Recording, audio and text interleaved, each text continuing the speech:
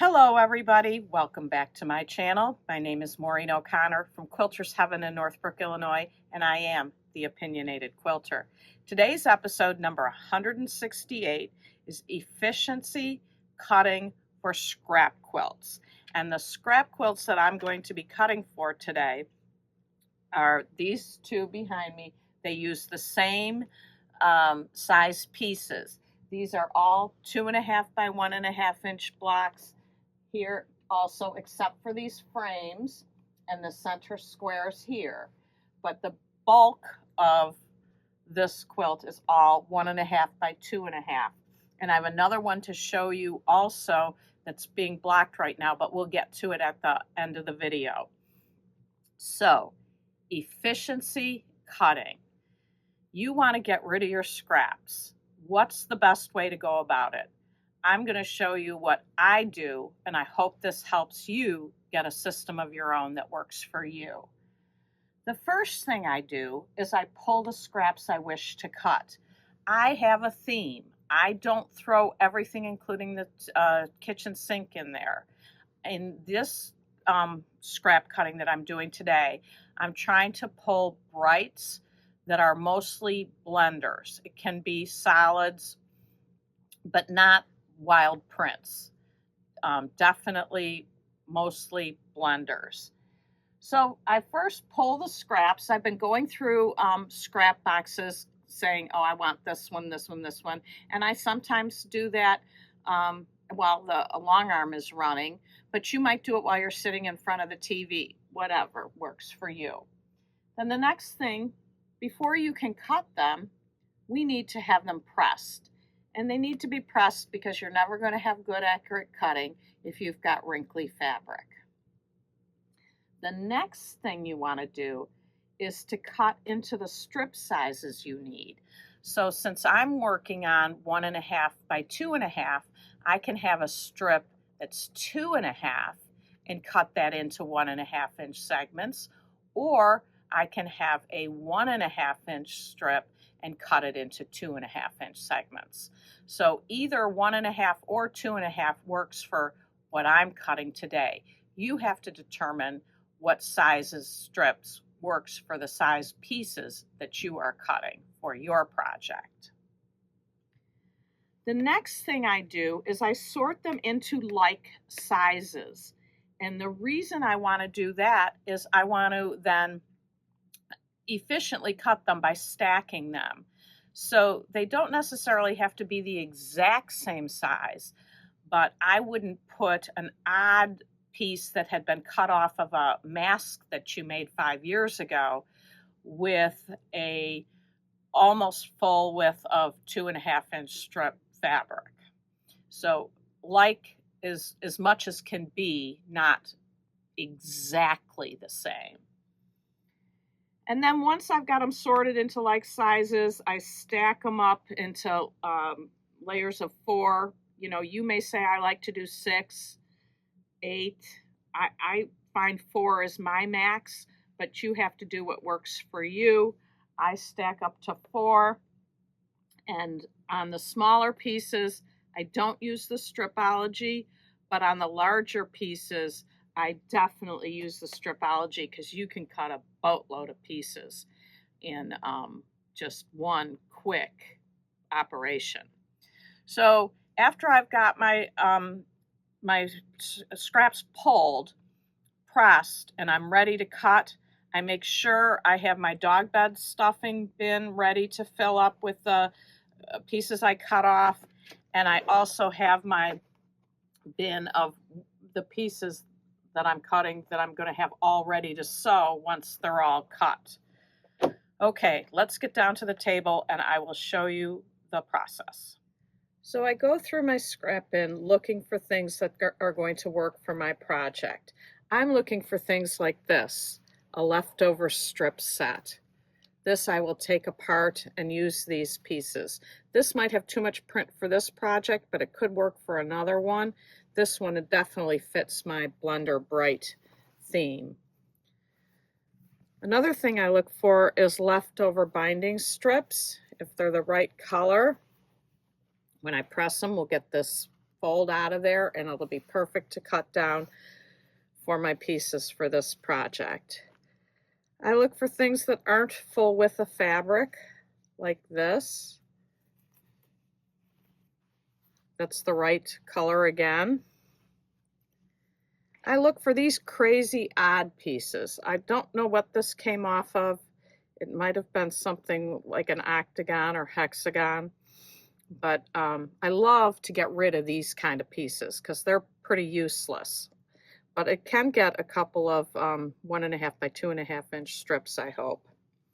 I look for these little pieces, anything that's not big enough really to use for anything else. Again, little triangle pieces, not full width of fabric, 2.5 inch strips. This one I wouldn't use. This one, while it fits the color scheme, this to me isn't a scrap.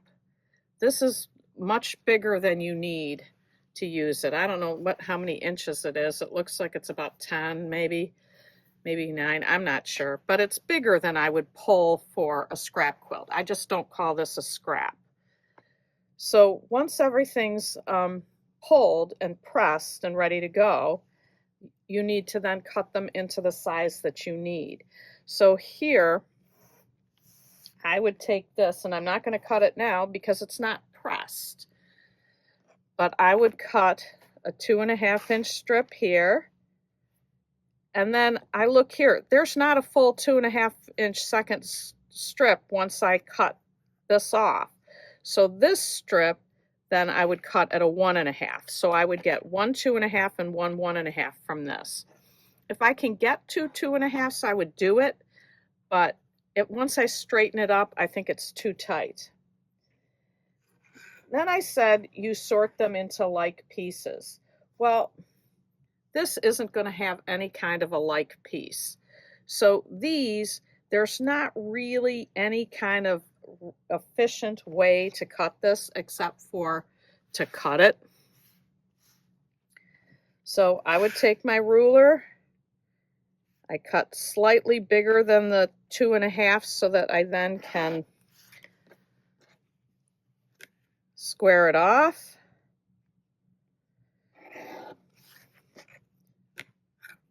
Oops, sorry about that. And then, can I get 2 out of here, or am I only going to get 1? Let's see. Do you think I'm going to get 2, or do you think I'm only going to get 1? Let's see. Let's see. Looks a little tight. I'm not sure. I might only get 1.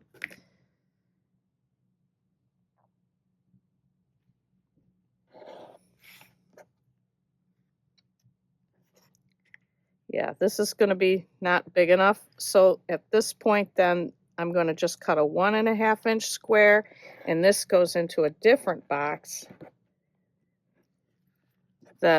I'm sorry, I banged the camera stand again.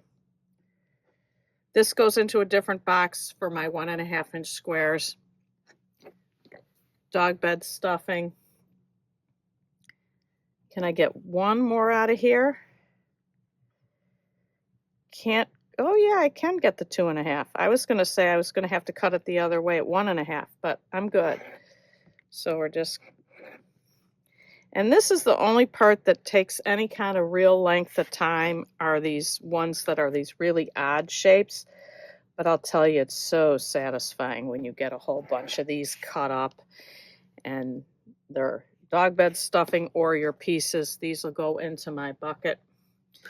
And then I'm going to show you next the stacked pieces, and these will get more faster. I'm going to pull these into the camera now. This is 4 layers here, and this is 4 layers here. I use the table to help me line them up. I know I want to cut the edge off, so I'll put my, can we see everything there? It looks good. So I'm now just going to square off the first cut here, and that's all waste.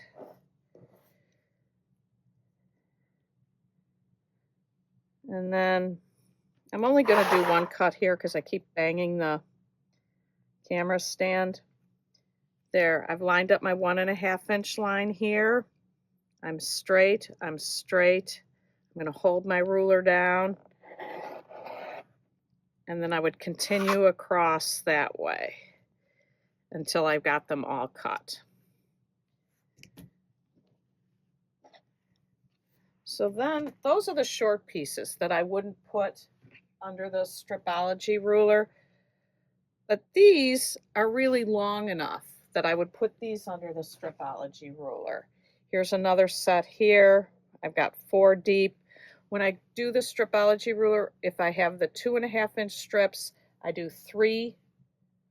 And if I have piles of 1.5 inch strips, I line up 4 sets before I start cutting. We're just going to move the camera. I've got a set of 3 of the 2.5 inch strips set up underneath the Stripology ruler, and we'll show you how quick it is to do those. I've got 3 sets of 4 here set up underneath the Stripology ruler. I didn't take advantage of all the space here as wide as it is, but these were long enough to me to use the ruler. So again, I don't want to get confused of which slots I'm going to cut in. So the square slots are 2.5 inches. I don't want that because that would give me a 2.5 inch square. I want the star slots, which are 1.5 inch cuts. So as I go across, I say to myself, star, star, star, so I don't hit the wrong slot. So I start with the 0 slot to square it up, and then I go star, star, star, star,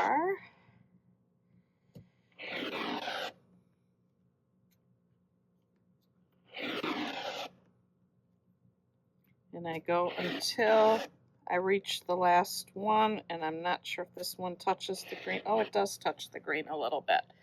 Okay, so now we remove the ruler, and we take our waste away dog bed stuffing. Oops, didn't quite get through all the way there.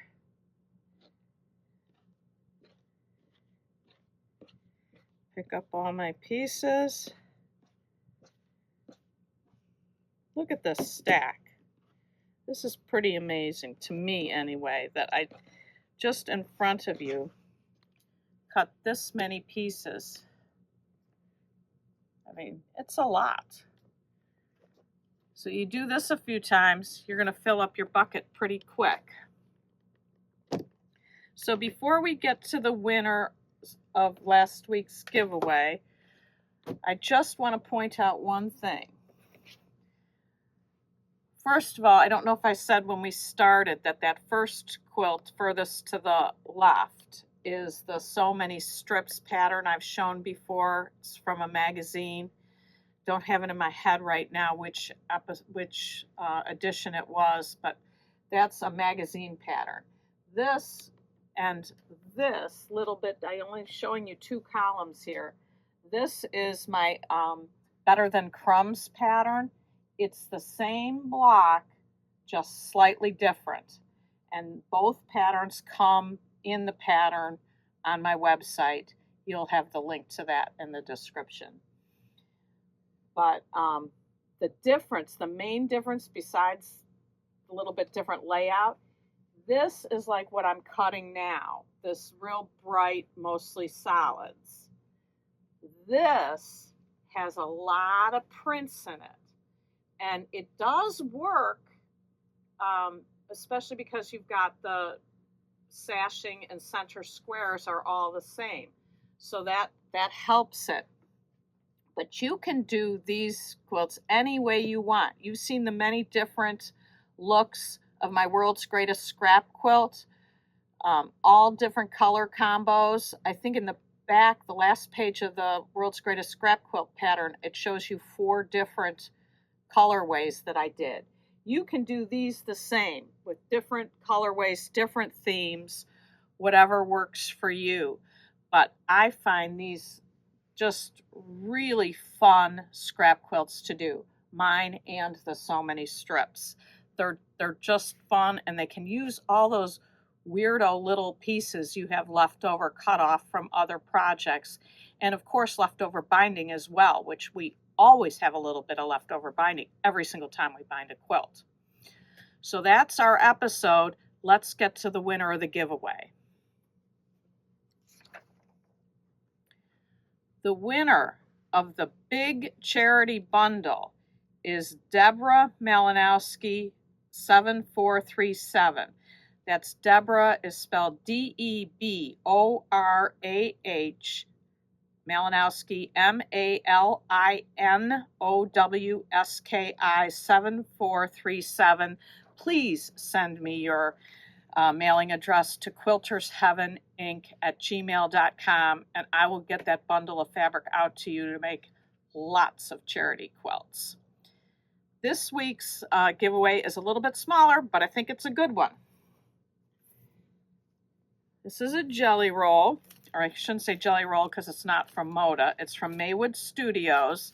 It's called Gentle Breeze by Jan Douglas. I have no idea what year it came out, but you can see how pretty it is. These blues and greens. It looks just like a lovely, lovely 2.5-inch strip pack. There are 40 pieces in here. There's no requirement to make a charity quilt. Make something for yourself. Whatever you want to do with it, it's yours. You know how to enter to win. You first need to like my video. You need to comment on my video, and you need to subscribe to my channel. And in your comment, write Gentle Breeze, and you will be entered to win. I want to thank you all so much for watching. I am going to take a vacation week next week, so there will be no new video, but we're going to put up some Christmas information. We're having a Christmas in July sale here. Lots of shops do. Over the years, I've given you tips on shopping Christmas in July sales. I've shown Christmas stockings, how to bind a Christmas tree skirt. We're going to try to put together a playlist of that so that you can review that information next week, and I'll be back with a new episode in 2 weeks. So again, thanks so much for watching. Happy sewing.